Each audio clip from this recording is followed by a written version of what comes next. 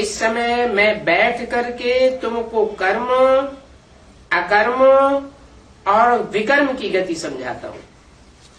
Now I sit and explain the dynamics of karma, akarma and vikarma to you. कर्म क्या है? What is karma? जो श्रीमत के अनुकूल कर्म किया,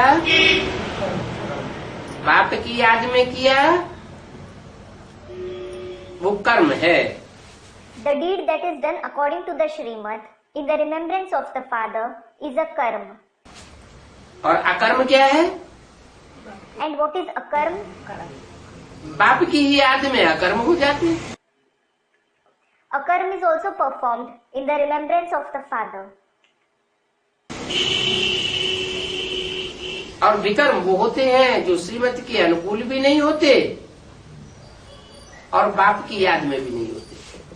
And vikarma are those deeds which are neither performed according to the Srimad nor in the remembrance of the Father. देहभान में होते हैं या देहधारी मनुष्यों की याद में होते हैं। They are either done body consciously or in the remembrance of the bodily human beings. भक्ति मार्ग में तुम जैसे कर्म करते हो, Whatever deeds you perform in the path of bhakti, उनको अल्पकाल का सुख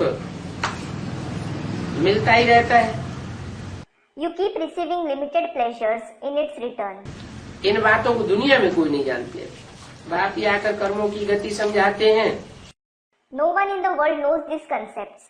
The Father alone comes and explains the dynamics of karma.